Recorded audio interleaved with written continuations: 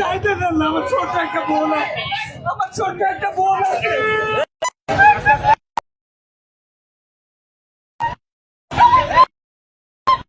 রক্তের বন্যায় রক্তের বন্যায় আমার ভাই বললো কেন? দর্শক পুলিশ আসছেন দেখতে পাচ্ছি।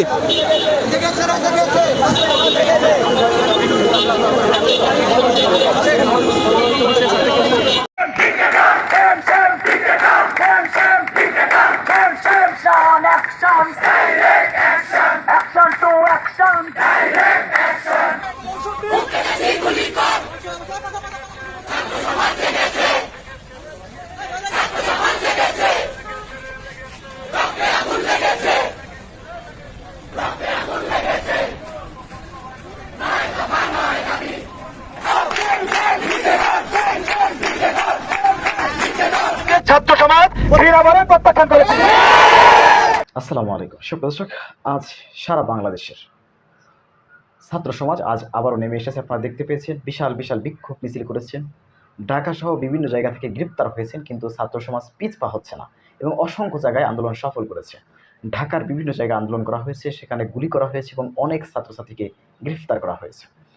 দর্শক, আমরা একে একে আজকের আন্দোলনের সম্পূর্ণ চিত্রগুলো কিছু হলেও দেখার চেষ্টা করব। কিছু কিছু জায়গার চিত্রগুলো আমরা দেখে আসবো।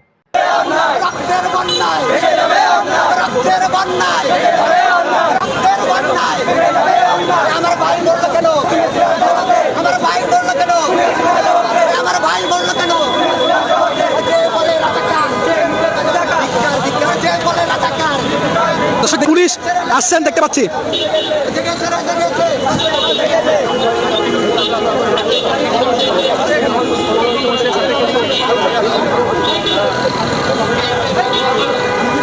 দেখতে পাচ্ছেন দর্শক,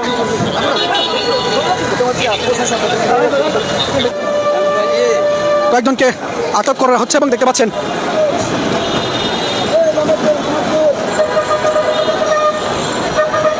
দর্শক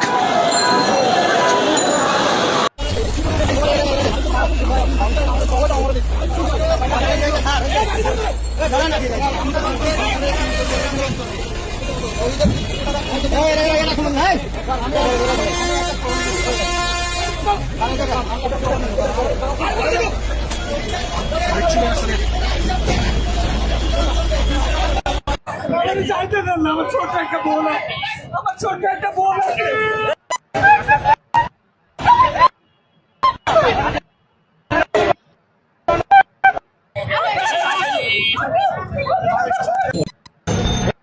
এই পরিস্থিতিটা আসলে ভিতরে পুলিশ বক্সের ভিতরে কিন্তু কিছু কিছু শিক্ষার্থীদেরকে কিন্তু প্রবেশ করিয়েছে।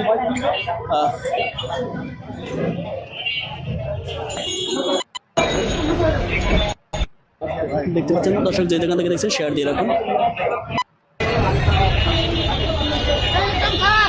করছি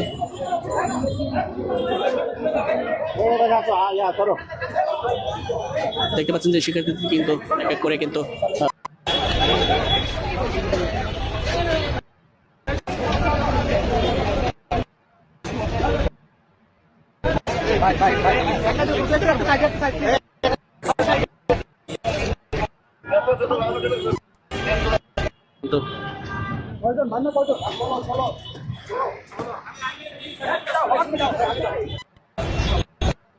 এই মুহূর্তে 16 জন কিন্তু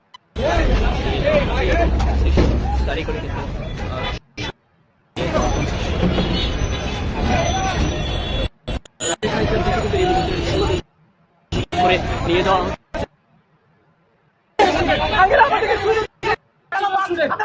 আমাদের আপনারা বাসায় আমাদের বাসায় আমরা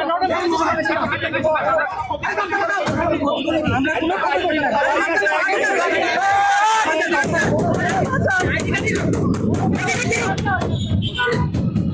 দেখতে পাচ্ছি যে সারা বাংলাদেশের শিক্ষা প্রতিষ্ঠানে আজকের এই আন্দোলন ডাক দেওয়া হয়েছে। আপনারা জানেন আমাদের কেন্দ্রীয় 6 সমন্বয়ককে ডিবি অফিসে তুলে নিয়ে যাওয়া হয়েছে এবং ওখানে ভয়ভীতি দেখিয়ে একটি বিবৃতি পড়ানো হয়েছে, যা আমরা সারা দেশের ছাত্র সমাজ ফিরাবারের প্রত্যাখ্যান করেছি। এই প্রত্যাখ্যানের সুবাদে সারা দেশের আন্দোলনের অংশ হিসেবে রাজশাহী বিশ্ববিদ্যালয়ের বৈষম্য বিরোধী ছাত্র আন্দোলন আজকের এই অবস্থান কর্মসূচি এবং বিক্ষোভ সমাবেশ ঘোষণা করেছে।